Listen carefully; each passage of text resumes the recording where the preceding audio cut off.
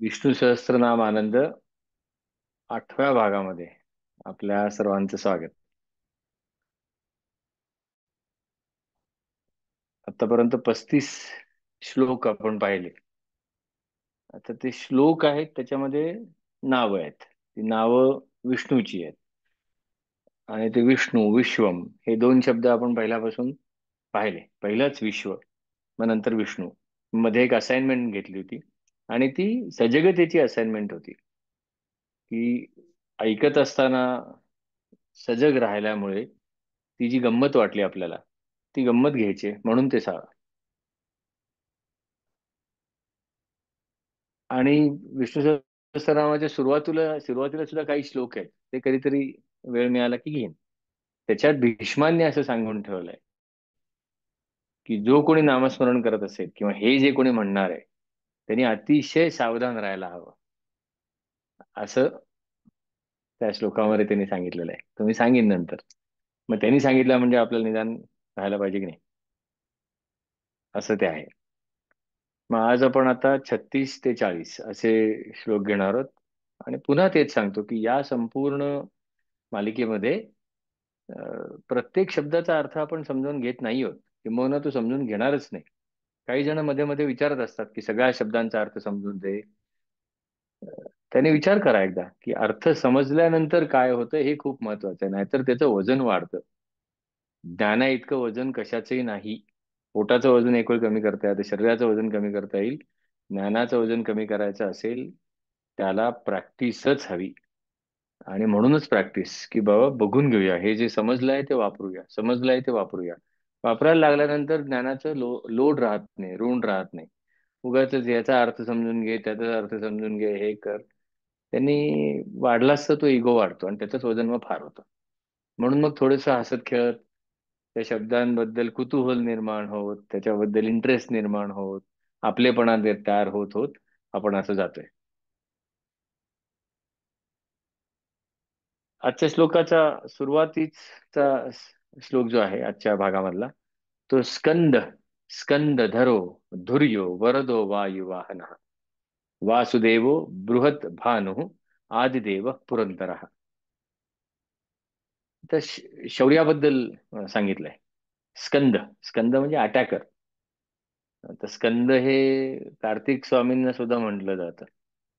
म्हणजे कार्तिक स्वामींचं एक नाव स्कंद. अटॅकर आहे तो स्कंद.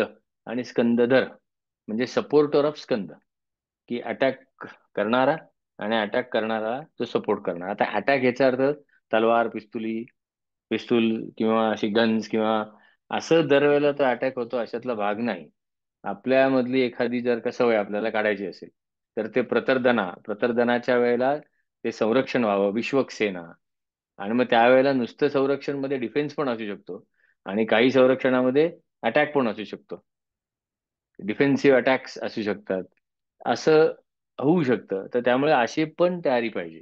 फुटबॉलचे जे मॅचेस बघतात, त्यांना माहिती असतं बघा, की काही जण असतात ते खेळणारे, ते अटॅकर असतात. ते घेऊन जात असतात, काही डिफेन्स असतात.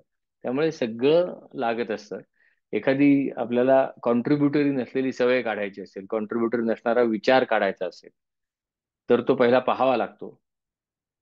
सर्व दृक त्याच्याकडे साक्षी भावाने पाहावं लागतं. साक्षी त्याच्यातली फोलपणा कळला. आता फोलपणा कसा कळेल, तर मला कुठे जायचं आहे, तिथपर्यंत हा पोहोचवणार आहे का मला, हा विचार. अं, मग तो पोचवत नसेल तर समजायला लागतं की अरे हा पोचवणार नाहीये तिथपर्यंत. आणि मग काढून टाकायचं, तो निघेलच प्रतर्दना ह्या पद्धतीने. काही वेळेला नाही निघत, मग थोडंसं ठाम राहून काढावं लागतं, पण मारा नाही. आपण आपल्याशी कधी स्वतःशी भांडू नये, कारण दोघांचे हार होतं त्याच्यात. पण त्यावेळेला जे लागतं की अटॅक करणं जे असतं, अशा पद्धतीचं. मग अटॅकर स्कंद स्कंदधर. स्कंदधर म्हणजे ह्या अटॅकला सपोर्ट करणारा. बऱ्याचदा असं असतं, पायदळ किंवा आपली मिलिटरी ज्या वेळेला अटॅक करत असते, त्यावेळेला एअर सपोर्ट दिला जातो कायम. एअर सपोर्ट म्हणजे काय, तर ते जर का पुढे जाऊन अटॅक करणार असतील, तर वरच्यांचं काम अटॅकर नसतं, की त्यांच्यावर जर का काही झालं तर ह्यांना खाली कव्हर देणं असतं. बऱ्याचदा तुम्ही पाहत सुद्धा असाल बघा, की दोन जण ज्यावेळेला कमांडो ज्यावेळेला मूव्ह करत असतात, की एकाला सांगितलं तर तू मला कव्हर कर, मी पुढे जाऊन अटॅक करतो. त्यामुळे स्कंद स्कंदधर ही जोडीच लागते. नुसता स्कंदाला प्रॉब्लेम होणार आणि नुसता स्कंदधर असेल तर अटॅक कोण करणार? म्हणून ती बडी. स्कंद स्कंदधर. तर श्लोक कसा जातो मग? स्कंद स्कंदधरो धुर्यो वरदो, वरद आहे, वर देणारा असा तो. वरदो वायुवाहन, वासुदेवो बृहद्भानु, आदिदेव पुरंदर. आता धुर्य, आपण तो धुरी किंवा धुरा सांभाळणे असं आपण म्हणतो बघा बऱ्याचदा.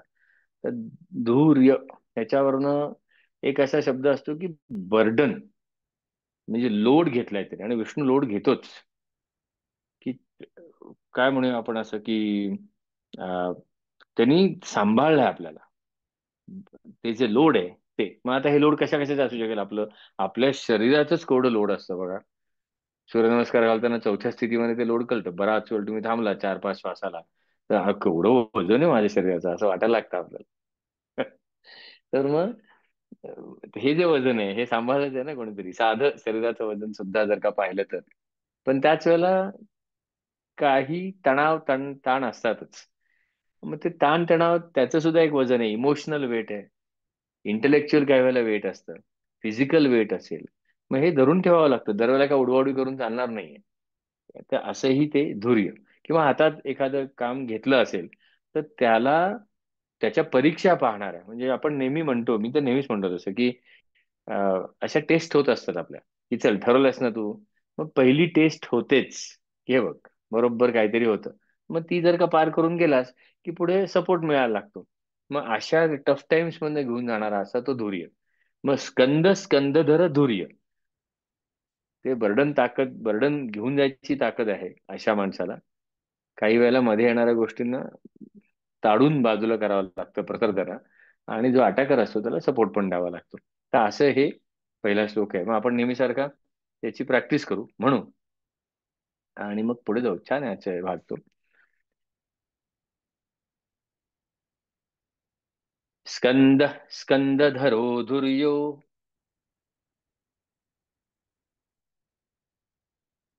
आता स्कंद ध हे थोडं लक्ष ठेवत म्हणा. स्कंद स्कंदधरो धुर्यो.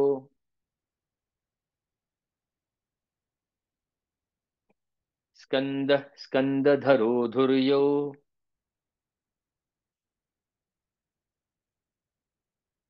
वरदो वायुवाहनः.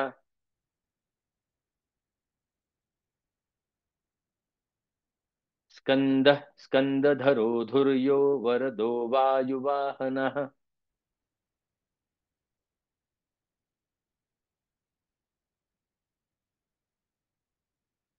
स्कंद स्कंदधरो धुर्यो वरदो वायुवाहनः.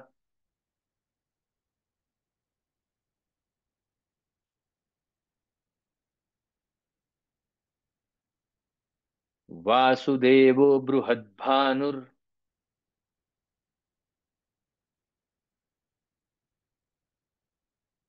वासुदेवो बृहद्भानुर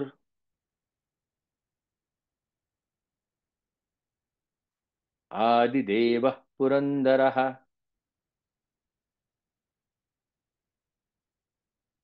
वासुदेवो बृहद्भानुर आदिदेवः पुरन्दरः.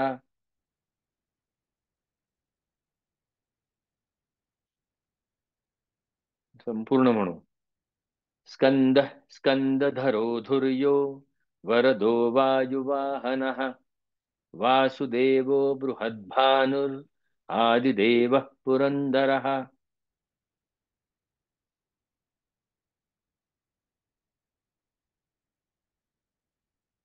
Correct. हे पहिल्यापासून मी सांगत आलोय की आज ते 40 श्लोक होतील, पण 10 जरी मोठ्या आवाजात स्पष्टपणे म्हणले तर बघा तुम्ही काय होतं ते म्हणा. आणि अजून 10 म्हणू, अजून 10 म्हणू, सगळेचे सगळे म्हणू.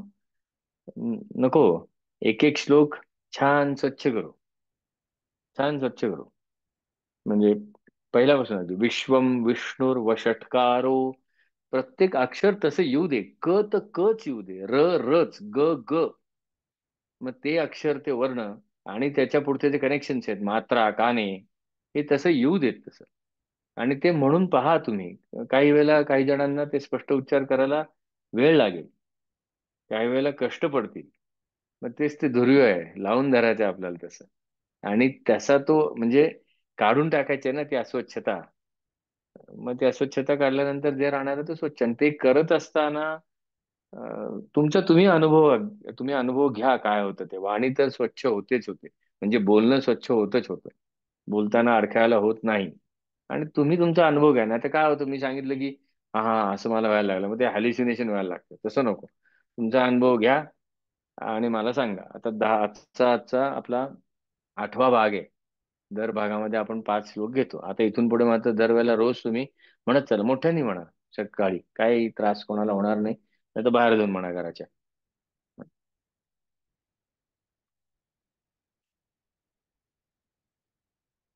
अशोकस्तार शूर शौर्य जनेश्वर, हा तो वरचा जो स्कंद आहे ना, तो शूर पाहिजे. शूर शौर्य जनेश्वर, अनुकूल शतावर्त पद्मी पद्मनिभे क्षण. हा फार सुरेख श्लोक आहे. तर भगवद्गीतेच्या कोर्समध्ये, म्हणजे गोष्ट भगवद्गीतेची, यामध्ये ज्यांनी भाग घेतलाय त्यांना समजेल की आता कृष्ण अर्जुनाला खडे बोल सुनावणार आहे. खडे बोल म्हणजे खडे बोल सुनावलेले आहेत. असोच्चान अनवशोचस्वम, ते आपण बघूया. त्याच्यातला तो शुच शोक, हा पहिला शब्द आला याच्यामध्ये. अशोक, अतिशय सुरेख शब्द आहे अशोक. अ अधिक शोक. अ म्हणजे नाही, शोक म्हणजे ग्रीव, सॉरो, दुःख, शोक करणं, याला म्हणतात तसं. आता शोक ही भावना आहे. शोक चांगला का वाईट? हं? आपण म्हटलंच आहे की चांगला आणि वाईट या द्वंद्वामध्ये शिरल्यानंतर जे होतं ते डेंजरस. द्वंद्वात शिरलं की गडबड होणारच आहे. की चूक म्हटले कोणतरी म्हणणार बरोबर, बरोबर म्हटले कोणतरी म्हणणार चूक. मग त्यापेक्षा कायम एक थर्ड पार्टी समोर असेल. मग थर्ड पार्टी म्हणजे ते ध्येय, उद्दिष्ट, की बाबा गोष्टी कुठल्याच चूक नाहीयेत, गोष्टी कुठल्याच बरोबर नाहीयेत, कुठे जातोय त्याच्यावर ठरवतो, त्याच्या पद्धतीने आपण म्हणू. मग अशोक ही भावना आहे, इमोशन आहे, इमोशन, ताकद आहे. Emotion is energy. मग ही भावना वाईट आहे का, भावना चांगली आहे का? भावना वाईट आहे नाही, भावना चांगली नाही आहे. आहे त्याचा वापर कुठे व्हायला पाहिजे तो. मग वाईट जर का असती तर नामदेवांचा अभंग आहे. नामदेवासारख्या संताला जर का शोक झाला ज्ञानदेव जात असताना, नामयाचे चित्त झाले उदास, सद्गुरूचा वास अंतरला, नामा म्हणे ज्ञानदेवा जाई नको सोडूनी, वाटे जीवा वाणी उरलीस तू. आपली काय कथा, आपलं माणूस सोडून जायला लागल्यानंतर होणारच शोक. नामदेवाला झाला म्हटल्यावर आपल्याला नाही होणार? त्यांना झाला म्हणजे होतो. मला शोक होतो, मला दुःख होतं, वाईट आहे चांगलं आहे, दुःख होतं, दुःख होतं. नामदेवाला झालं, आपल्याला झालं, बस. आता चांगला का वाईट? लहानपणी आजोबा इंग्रजी शिकवायचे, फार सुरेख शिकवायचे. लॉर्ड टेनिसनची कविता मला ह्या याच्यात नेहमी आठवते. आल्फ्रेड लॉर्ड टेनिसन असं त्याचं नाव. फार सुरेख प्रसंग आहे तो, की एका तरुण स्त्रीचं नवरा युद्धामध्ये मारला जातो. त्या तरुण स्त्रीला अगदी छोटी मुलगी असते, आणि अचानक त्या तरुण स्त्रीचा जो नवरा मारला गेलेला असतो, त्याची बॉडी घरामध्ये येते, म्हणजे घेऊन आणली जाते त्यांच्याकडनं. आणि ती पाहते आणि एकदम शांत होते. आणि या शांततेवर त्या आल्फ्रेड टेनिसनची कविता आहे. Home they brought her warrior dead, she nor swooned nor uttered cry. swooned शब्द आजोबांनी शिकवला होता. swooned, एखादं चमत्कृती पूर्ण किंवा एखादं असं प्रचंड कठीण गणित पाहिल्यानंतर तुझं काय होतं? swooned, फेंट, कोलॅप्स्ड, गर्भगळीत होणं. अर्जुनाचं जसं पहिलं आहे, तसं झालं नाही तिथं. She nor swooned nor uttered cry, all her maidens watching said, she must weep or she will डाय. तिचे सगळ्या ज्या सख्या सोबत्या होत्या, तिच्या ज्या सेवा करणाऱ्या होत्या, तिने रडलं पाहिजे, otherwise she will die. She must weep or she will die. Then they praised him soft and low, called him worthy to be loved, truest friend, noblest foe. काय सुरेख शब्द आहेत. देन दे प्रेस्ड हिम, त्याच्याबद्दल त्यांनी चांगलं बोलायला सुरुवात केली गेलेल्याबद्दल. त्यामुळे तरी हिला आठवणून रडेल. Soft and low called him worthy to be loved, की अरे अशा माणूस कसा जातो ज्या माणसावर सर्व जगाने प्रेम करावा असा माणूस आहे. ट्रूएस्ट फ्रेंड, अतिशय स्वच्छ मित्र. अँड नोबलेस्ट फो, शत्रू कसा असावा तर ह्याच्याकडनं शिकावं. नोबलेस्ट फो, येट शी नायदर स्पोक नॉर मूव्ड, एवढं ऐकून सुद्धा ती बोलली नाही. आणि मग एक अनुभवी नर्स, तिच्या बरोबरची ती उठली आणि ती म्हणाली, rose a nurse of 90 years set her on her nursing knee, त्याची उभी राहिली. Give her to the child she said, it is sure to make her weep, तिचं छोटं मूल तिच्या हातात द्या. आणि मग ती काय करते पहा. And the light broke in upon her gloom, and with a sigh she stooped and kissed the child, and all at once her tears began to flow, and she was eased off all her pain. ती मोकळी झाली. त्यामुळे शोक जिथे आवश्यक आहे तो निचरा झालाच पाहिजे, नाहीतर डेथ होऊ शकते. मग शोक चांगला आहे का? इथे आवश्यक आहे. मग शोक वाईट आहे का?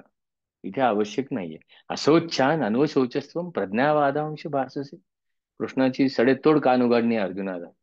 पहिला अध्याय जर का नीट समजून घेतला तर पुढे उगाच तत्वज्ञानाच्या काथ्याकोट करावा लागत नाही. पहिला अध्याय समजला नाही तर मग चर्चा चालते भगवद्गीतेमध्ये, अप्लिकेशन होत नाही. अर्जुनाची खोडून काढतो ते म्हणणं, की अरे काय, ज्याचा शोक करायला नको असा शोक करतोय, ह्याचा अर्थ ज्याचा शोक करायला पाहिजे त्याचा शोक करायला हवा, असं इनडायरेक्टली सांगितलं त्यांनी. अशोचान अनवशोचस्त्वम प्रज्ञावादांश भाससे. आणि काय पंडितांचा आव आणतोस. पुढे पण पुढे नंतर तो पुढे जाऊन छान सांगतो, मा शुच दैवी अभिजातोसी पांडव. मग शुच हा शब्द खूप ठिकाणी आहे. शुच म्हणजे सुचिता सुद्धा, पण शुच म्हणजे शोक सुद्धा, असा तो अशोक. आणि मगाशी स्कंद, याच्या लॉर्ड टेनिसनचीच कविता आहे, अनेकांना आठवत पण असेल. काय म्हणजे दोन्ही बाजूचं कसं लिहिलंय पहा त्यांनी. The charge of the light brigade म्हणून कविता आहे ती, मस्त अशी धमाल. Into the valley of death rode 600, अशी कविता आहे. Half league onward, all the in the valley of death rode the 600. म्हणजे एका जनरलची चुकी झाली कमांड देण्यामध्ये, आणि त्यांनी सांगितलं forward the light brigade, charge for the guns, अशी मोठी ऑर्डर जाते त्याच्याकडनं. आणि सिटिंग डक मारले जातात ते, म्हणजे अक्षरशः असे शत्रूच्या हातात सापडतात.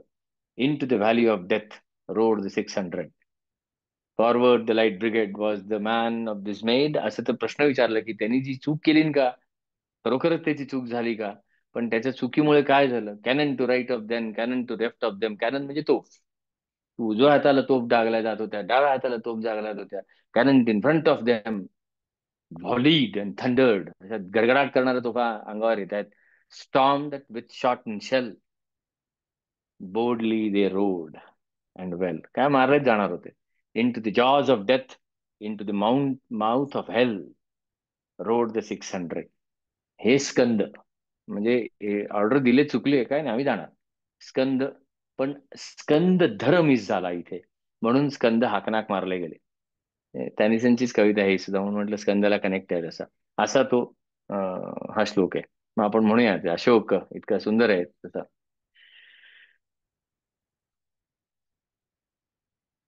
अशोकस्तारणस्तार, तारण करणारा. अशोकस्तारणस्तार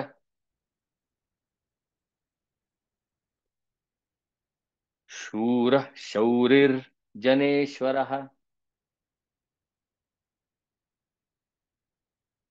अशोकस्तारणस्तार शूर शौरिर्जनेश्वरः. जन ईश्वरः, जनेश्वरः. अशोकस्तारणस्तार शूर शौरिर्जनेश्वरः.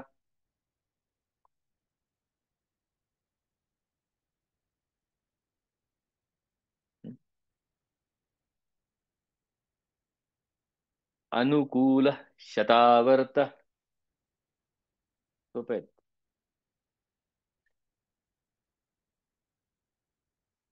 पद्मी पद्मनिभेक्षणः.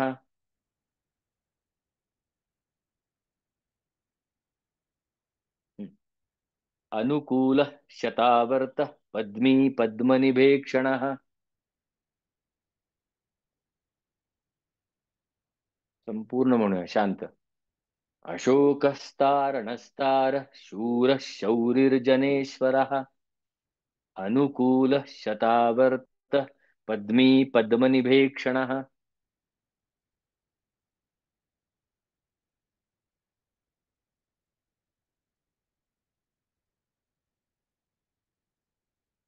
अशोकस्तारणस्तार शूर शौरिर्जनेश्वरः अनुकूल शतावर्त पद्मी पद्मनिभेक्षणः.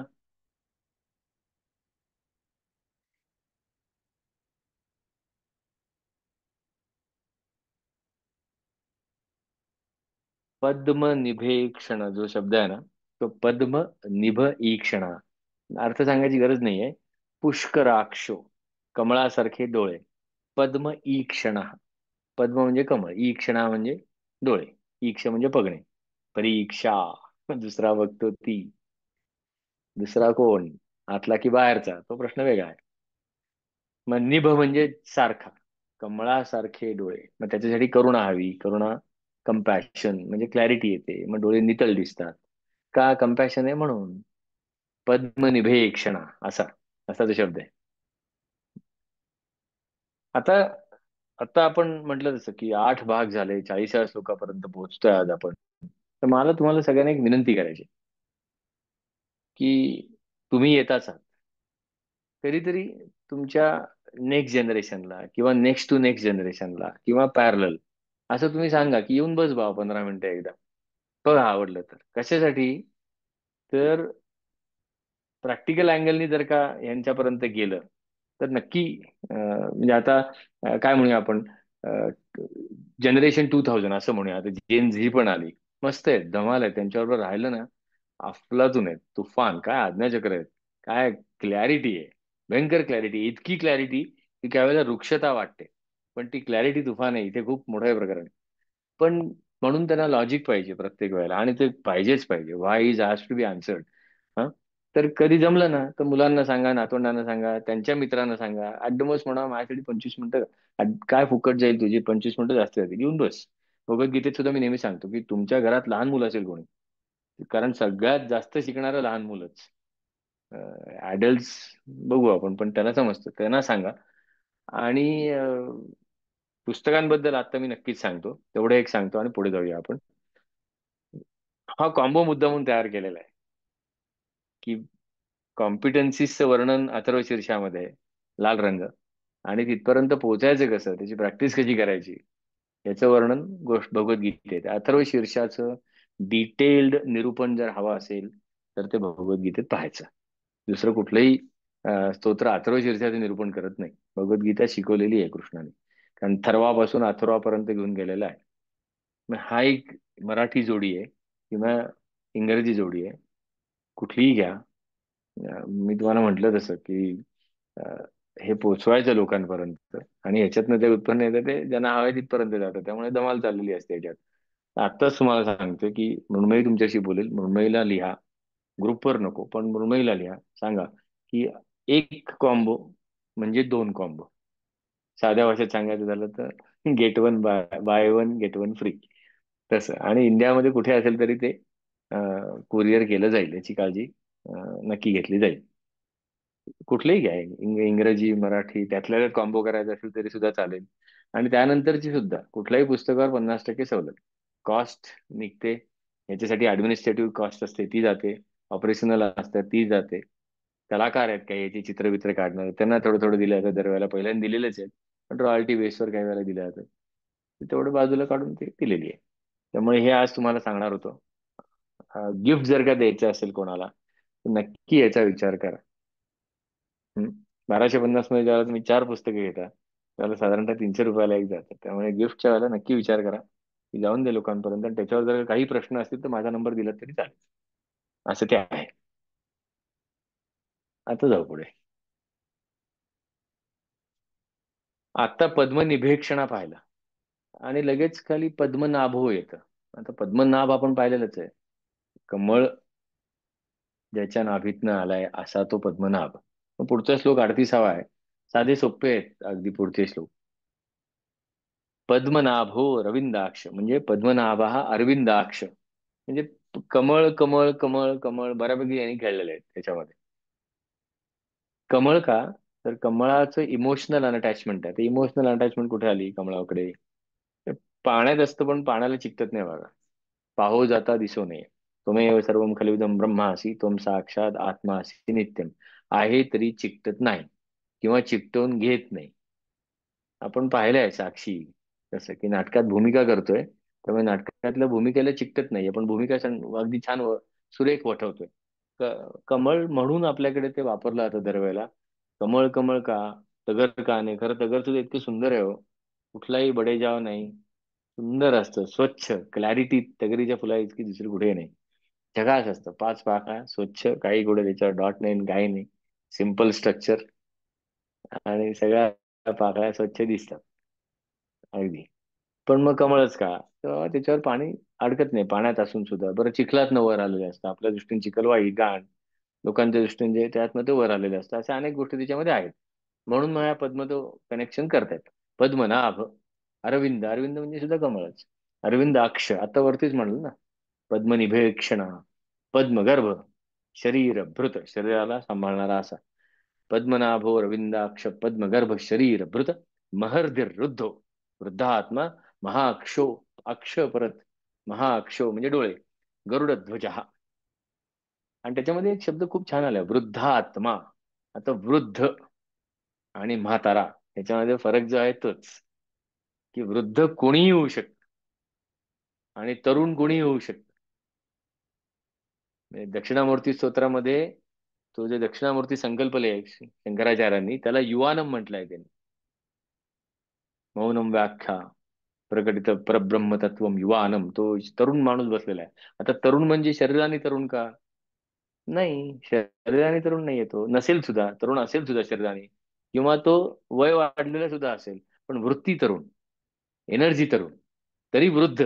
वृद्ध इज विजडम, वृद्ध आत्मा. म्हणजे वय वाढायला काहीच करावं लागत नाही ना. पु ल देशपांड्यांच्या आत्मकथनामध्ये फार सुंदर सांगितलंय. सुरेख आहे आत्मकथन त्यांचं, आणि व्हिडिओ ऑडिओ व्हिज्युअल आहे. काय त्याने तेच सांगितलंय. साठीचं त्यांच्या भाषणामध्ये सुद्धा तसंच आहे, की बसल्या बसल्या साठीला आलो मी, असाच बसल्या बसल्या 70ला जाणार आहे.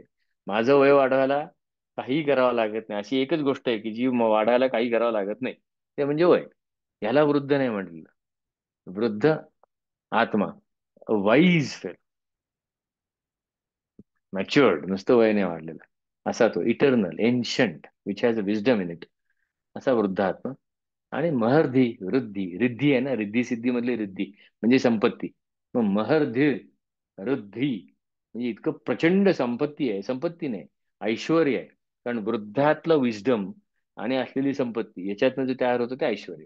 असा महर्धीर वृद्धो वृद्धात्मा, असा हा श्लोकातनं आपण अर्थ काढू शकतो, की असा मी आहे का बुवा? हा? तरुण आणि वृद्ध एकाच वेळेला मी जगू शकतोय का? वृद्धाचं विजडम आणि तरुणाची एनर्जी अशी माझ्यामध्ये आहे का? आपण करू शकतो. हं. चला हे म्हणूया आपण.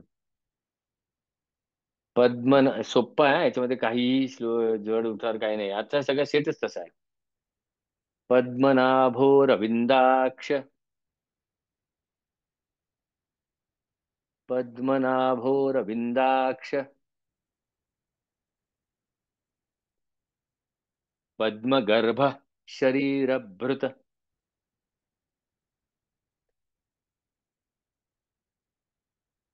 पद्मनाभो रविंदाक्ष, पद्मगर्भ शरीरभृत,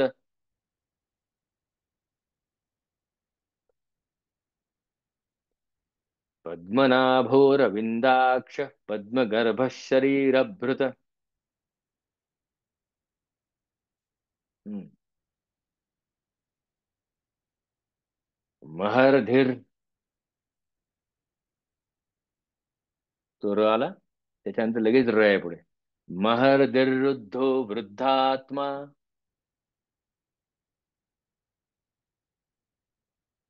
महर्धिरुद्धो वृद्धात्मा,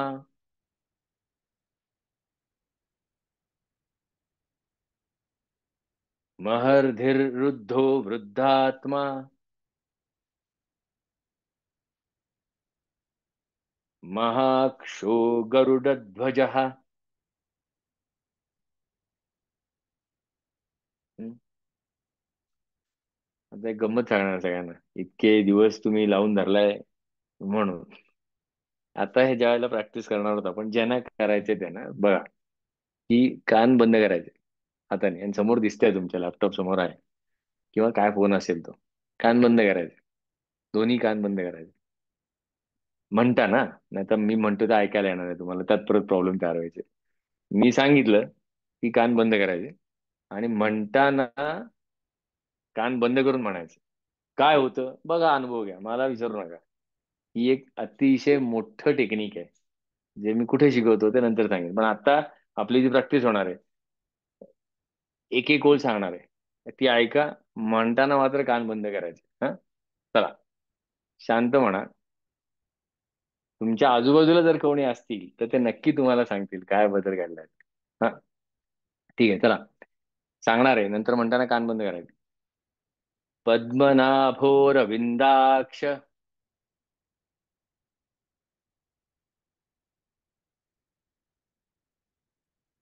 पद्मगर्भ शरीरभृत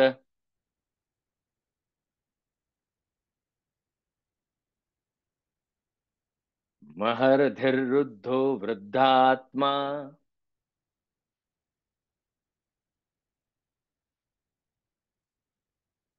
महाक्षो गरुडध्वजः.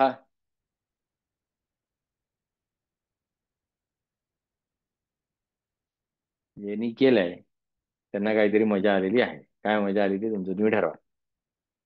हं?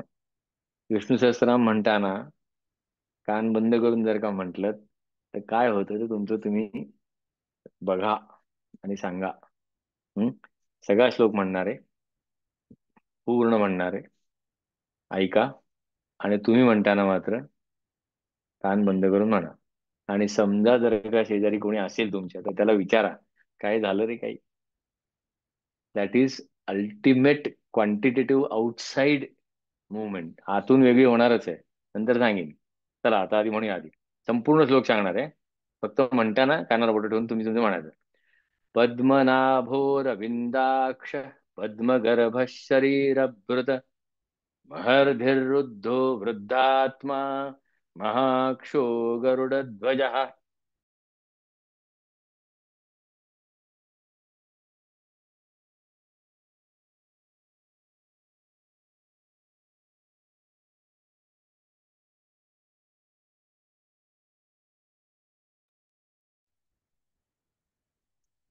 काहीतरी झालं असेल ते नंतर सांगा, चॅटवर लिहा, काही तर.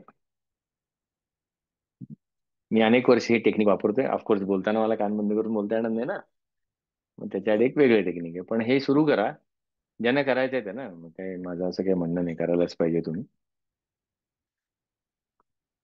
मी ही गोष्ट सांगितली होती का नाही मला आठवत नाही. सांगितली नसेल तर पहिल्यांदा ऐका. सांगितली नसेल, सांगितली असेल तर दुसऱ्यांदा ऐका. कदाचित सांगितली असेल.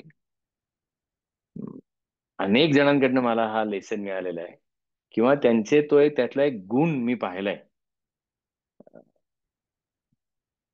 NITच्या बाबतीत एक कथा सांगितली जाते. त्यांचा जो चीफ होता त्यांनी एक दिवस मीटिंग सुरू केली. मग त्यात तेवढं मोठं काय मीटिंग सुरू करणं. त्या मीटिंगला समोर कुणीही नव्हतं. मग मीटिंग कशाला घेतली. नाही, मीटिंगची वेळ होती 9 वाजता आणि यांनी बरोबर 9 वाजता मीटिंग सुरू केली. अर्थात लोक सगळी 9 वाजून 2 मिनिटापर्यंत आलेली होती. त्या मीटिंग नंतर मात्र प्रत्येक वेळेला लोक 8:55 यायला सुरुवात झाली. हे ऐकलेलं. आणि माझ्या बाबतीत जे घडलं होतं ते कदाचित सांगितलं असेल, की टाटा मोटर्समध्ये अभ्यास करायला गेलो होतो इंजिनिअरिंगला असताना, त्यावेळेला ही कथा होती, सांगितली असेल. की काम भरपूर केलं पण शिफ्ट 2 केला. एक दिवस मोठं ड्रॉइंग आलं होतं माझ्याकडे, थर्ड इयरला होतो इंजिनिअरिंगच्या. हेलिकॉप्टर गिअरबॉक्स कट सेक्शन काढायला सांगितलं होतं. म्हटलं धमाल आहे, म्हणजे सहज शक्य आहे, जमणार आहे. आणि करून दिलं होतं.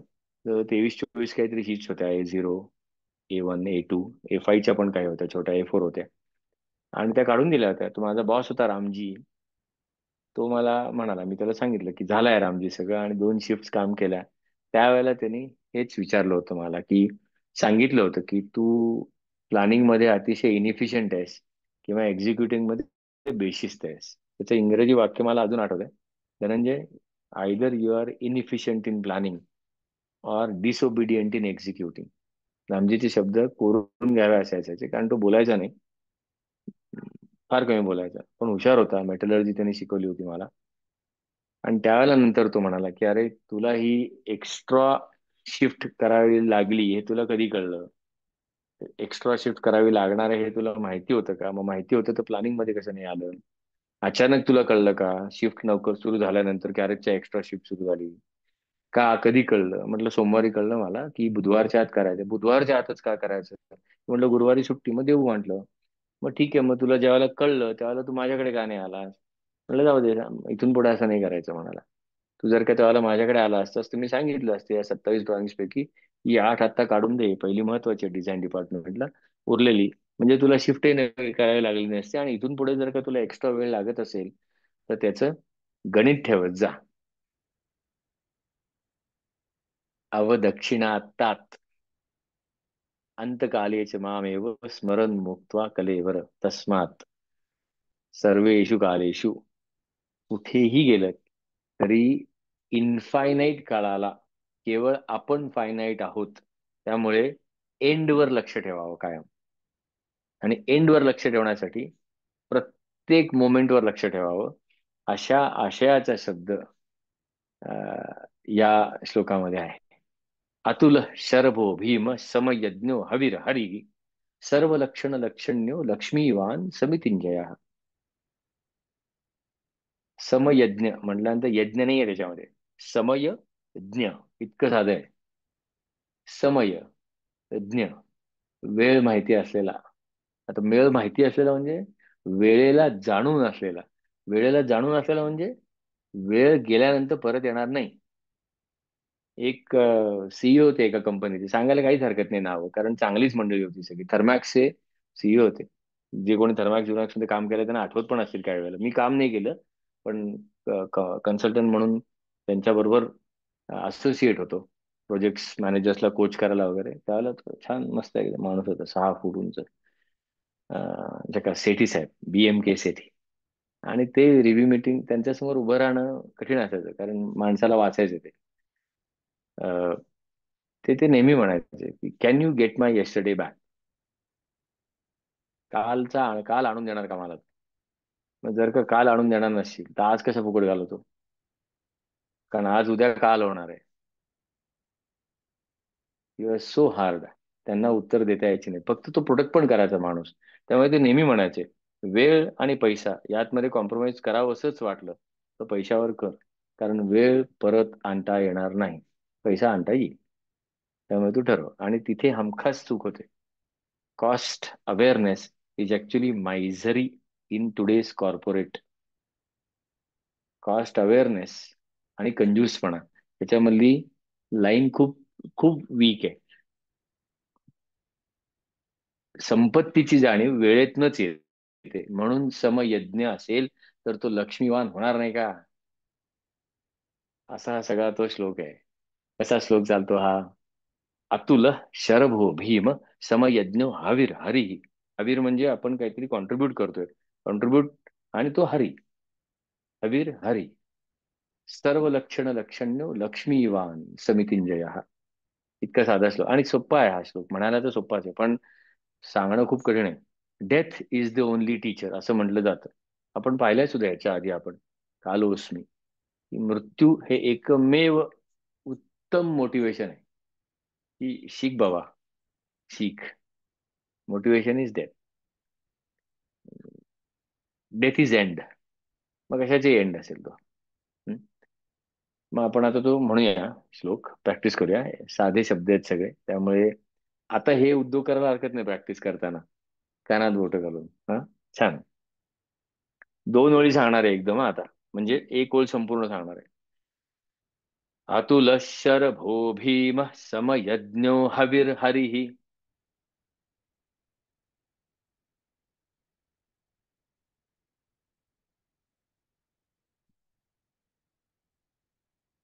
अतुल शरभो भीम समयज्ञो हविर्हरिः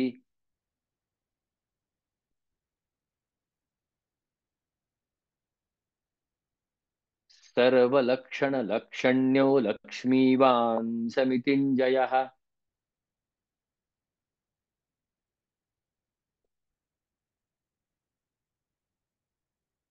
सर्वलक्षणलक्षण्यो लक्ष्मीवान् समितिञ्जयः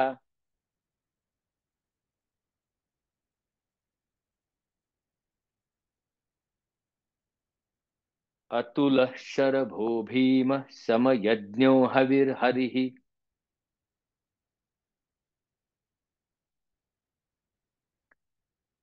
सर्वलक्षणलक्षण्यो लक्ष्मीवान् समितिञ्जयः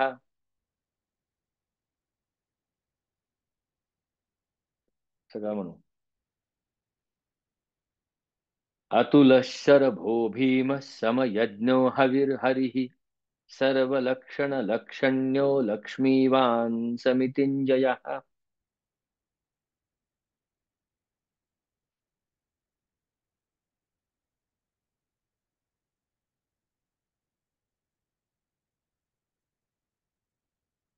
हम्म.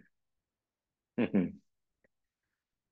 मग आता जे कानात बोटं घालून म्हणतायत त्यांना एक नक्की लक्षात आलं असेल की स्वतःचा आवाज स्वतःला ऐकायला येतो. उज्ज्वलाने चॅटवर लिहिलाय ना तसं. स्वतःचा आवाज स्वतःला ऐकायला येतो. आलाच पाहिजे ऐकायला. हम्म. कारण मी बोलतोय हे जर का मला ऐकायला आलं नाही, फीड आला नाही, तर मॉनिटरिंग कसं होणार? मॉनिटरिंग झालं नाही तर कंट्रोलिंग कसं होणार? कंटेंटचं मॉनिटरिंग, त्याचप्रमाणे इंटरफेसचं मॉनिटरिंग. आता सोपं करतो की कंटेंटचं मॉनिटरिंग म्हणजे अरे नक्की काय बोलतोयस आणि कसं बोलतोयस, काय मध्ये कुठले शब्द वापरतोयस, ते आत्ता गरजेचे आहेत का? म्हणजे एक एक लेवल डीप डाऊन जाता येतं की कंटेंट शब्द कुठले, त्याचा उच्चार बरोबर आहे का. मग कंटेंट आणि इंटरफेस. आता इंटरफेस म्हणजे जो पलीकडचा माणूस ऐकणार आहे त्याचा इंटरफेस. की आता मी जर का म्हणलं असं म्हणजे आवाजातनं जर का टोन द्यायचा झाला तर कसं होऊ शकतं ते. आज खूप आनंदात आहे मी. कंटेंट कितीही बरोबर असला तरी तो जो टोनल इम्पॅक्ट गेला. आज खूप आनंदात आहे. आज प्रचंड त्रास होतो रे मला. म्हणजे कंटेंट आणि इंटरफेस याच्या मुळाशी भावना असतात. भावना व्यक्त करायला कंटेंट शब्द लागतो आणि भावना व्यक्त होतात त्या इंटरफेसमुळे सुद्धा. अप अँड डाऊन कसं होत आहे, बोलणं कसं आहे, स्ट्रेस कसा येतोय, पॉज कसे येत आहेत, पॉज हवेत का तिथे, कुठला शब्द वर जाणार आहे, कुठला शब्द खाली जाणार आहे. मॅथमॅटिक्स करू शकत नाही ना. ज्यावेळेला वाक्याच्या पलीकडची भावना दिसते त्यावेळेला ह्याच्या अलीकडचं ह्युरिस्टिक्स किंवा हे लॉजिक दिसायला लागतं. पण मग ते बरोबर जात आहे की नाही जात आहे त्याच्यासाठी ऐकायला नको का माझंच मला फीड येऊन. मग हा ज्यावेळेला फीड येतो त्यावेळेला इकडनं बरोबर होतं.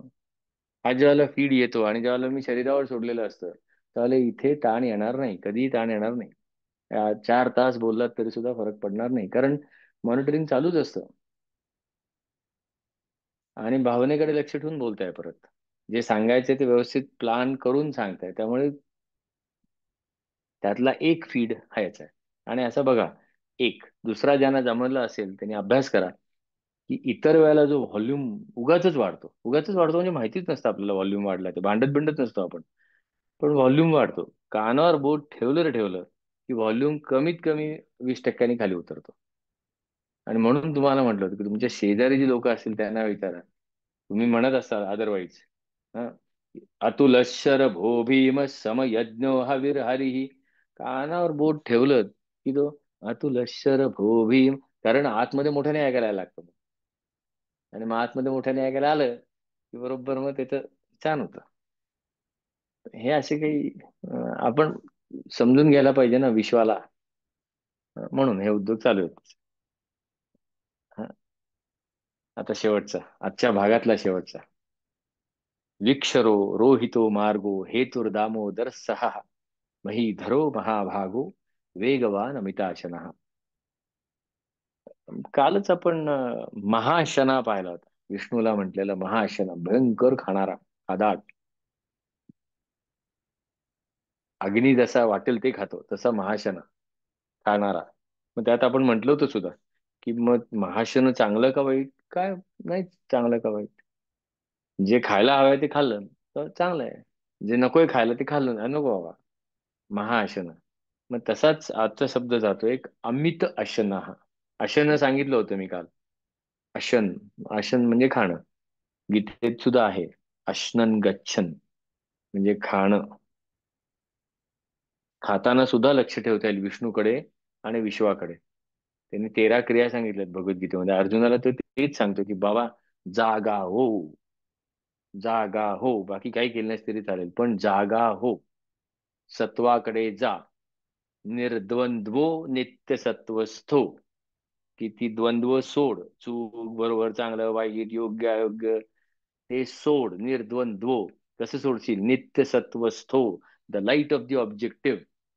की काय करायचंय त्याच्याकडे बघ. आणि का करायचंय त्याच्याकडे बघ. ऑटोमॅटिक तू चूक आणि बरोबर बाहेर पडशील त्याच्यातनं. कॉन्ट्रीब्युटर नॉन कॉन्ट्रीब्युटर बघायला लागशील. आणि मग त्याच्यानंतर ते पण सांगतो निस्त्रेर गुण्य, ते सत्वाच्याही पलीकडे जा, पण जाऊ दे, ते नको आता. पण त्याच्यात म्हणजे तो सांगतोय सारखा की कधी कधी करू शकशील हे तू. मग ते परत सांगतो पश्यन शृण्वन, पाहताना ऐकताना. आता शृण्वन, ऐकताना. मग मी काय म्हटलं की चल कानावर हात ठेवा. मग ऐकताना जागा हो. मग जागा कशा होशील? ऐक ना काय आहे, कसा आवाज लागलाय तुझा. मग म्हणा तुम्ही हे. सकाळी जर का जाग आलीच लवकर, मी काय लवकर वगैरे उठत नाही, 6 6:30 कधी 7, पण जाग आलीच त्यावेळेला, तर म्हणा 5 श्लोक. त्यावेळेचा आवाज पहा. दुपारी 1 12 वाजता पहा. 4:30 5 वाजता पहा. आत्ता पहा. बदलते पट्टी. आवाज बदलतो. आपल्याकडे लक्ष देऊ ना आधी थोडस विश्वाकडे. हा, तर तो सांगत असतो त्यावेळेला तो आशन शब्द वापरतो. मग अमित आशन, ज्याला मिती नाही, डायमेन्शन नाही, परिमिती नाही, त्याला परीघ नाही. अमित आसन, वाटेल तेवढं खाणारा असा तो. परत ते चांगलं आहे का वाईट नाही, चांगलं ते जे खायला हवं ते खायला हरकत नाही. मी असे ज्यांचं मेटाबॉलिझम मस्त आहे एकदम, मग मला फार हेवा वाटतो. माझं कमी आहे मेटाबॉलिझम, पण मला त्यांचा खूप हेवा वाटतो. माझे मित्र काही आहेत छान. काही किती खाल्लं तरी सुद्धा आपले शिडशिडीत. मेटाबॉलिझम खूप आहे. महाआशन. हे 4 वडापाव खाल्ले, दुसऱ्या दिवशी काय त्याच्यात स्वास्थ्यावर काय परिणाम व्हायचा तो होईल. पण असे पोटबीट सुटलं वगैरे असं कधी नाही. ती काय कुडी असेल त्यांची पण खातात. किंवा टीन एज स्पेशली मस्त खातात बघा, भरपूर. आणि असं कधी कोणाचं खाणं काढू नये, पण मी एक उदाहरण म्हणून देतोय की अगदी वृद्धत्वाकडे झुकलेला माणूस आणि टीन एज, त्याच्या अगेन्स्ट हा अमित शनच आहे की नाही. गरम पळ्या आई वाढत असेल तर काय सुरूच. तसा तो. पण याच्यामध्ये अजून एक वॉर्निंग मी आता इथे देणार आणि मग आपण थांबू. की या अमिताशन आपलं कमी कुठे पडतं सांगतो. की आपला मेटाबॉलिझम खाण्यापिण्याच्या बाबतीत ठीक आहे, पण माहितीचं जे अपचन सध्या सुरू आहे ना, दॅट इज वर्स्ट. एवढ्या माहितीचे सोर्सेस आहेत. आता खरे खोटे सोडून द्या, की खऱ्या आहे खोट्या ते सोडूनच देऊया ते. पण सारखं काही ना काहीतरी काही ना काहीतरी येत असतं. सगळ्याच बाबतीत येत असतं. आणि ते घेत असतो आपण.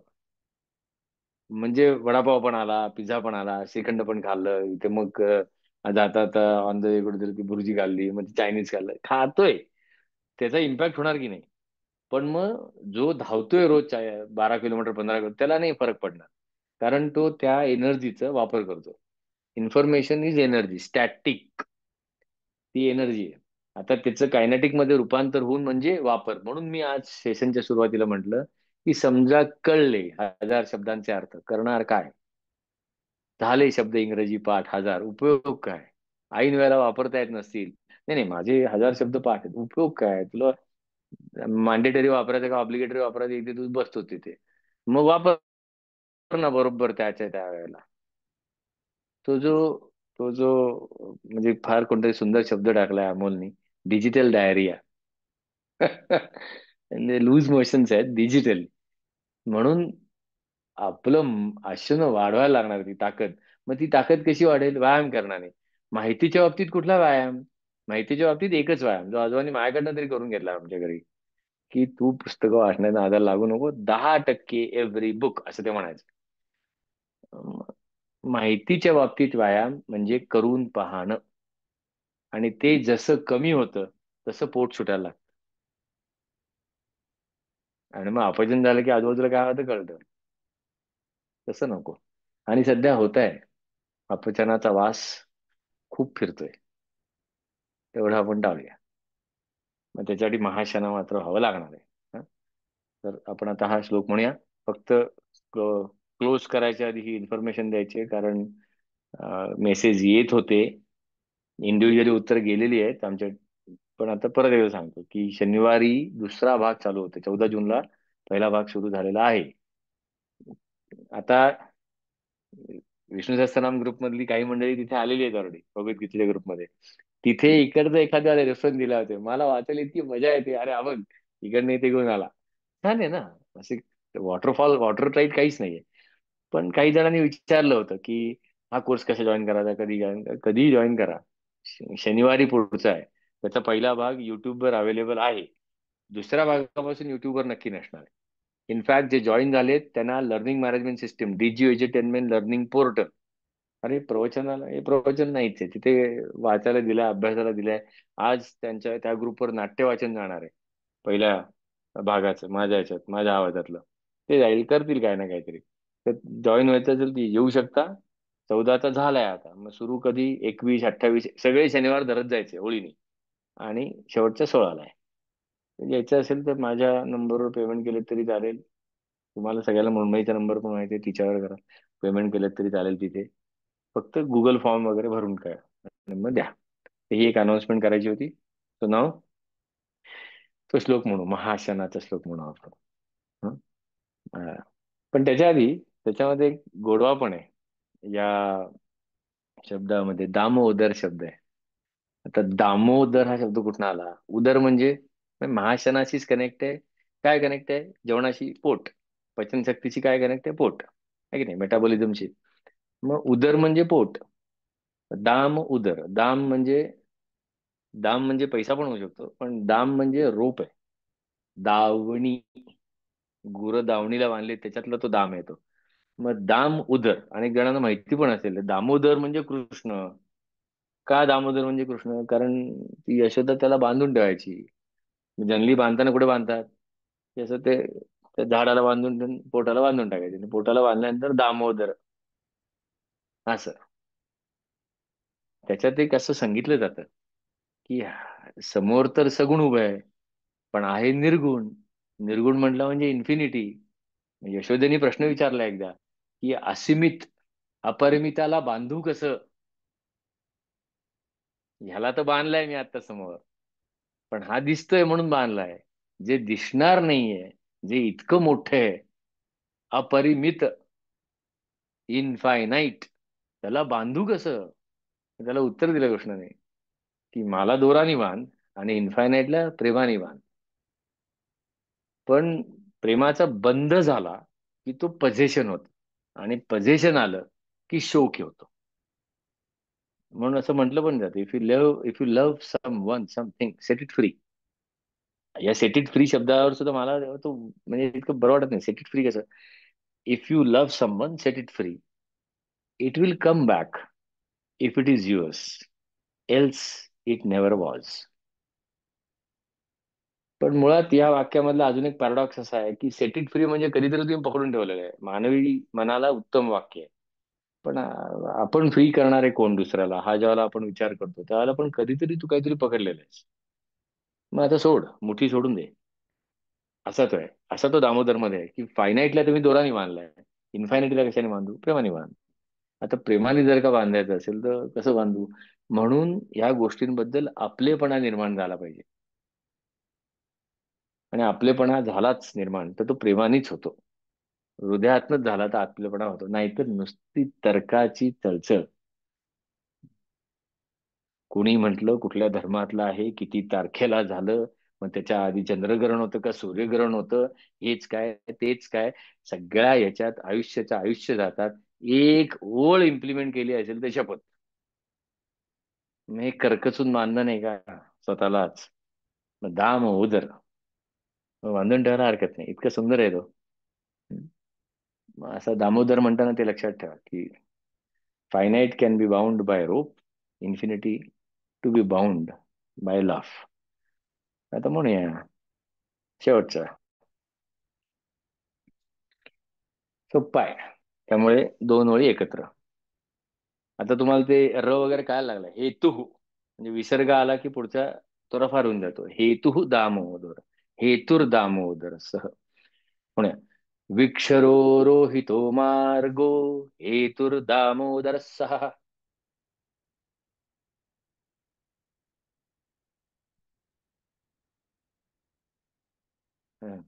तो ह ला ह ला विसर्ग येतो. हा हा.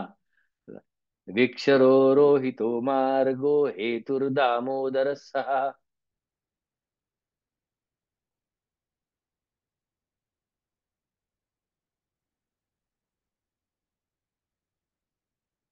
महीधरो महाभागो वेगवानमिताशनः. अर्धा न न होतो. हम्म. महीधर पृथ्वी धरणारा. महीधरो महाभागो वेगवानमिताशनः.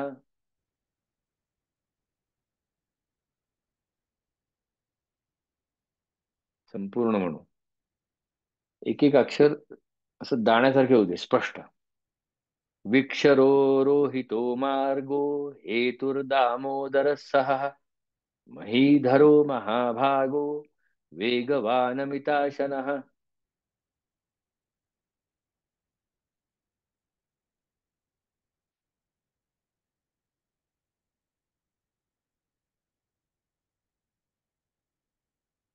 शेवटचं पुन्हा एकदा. विक्षरोहितो मार्गो हेतुर्दामोदर सहा. महीधरो महाभागो वेगवानमिताशनः.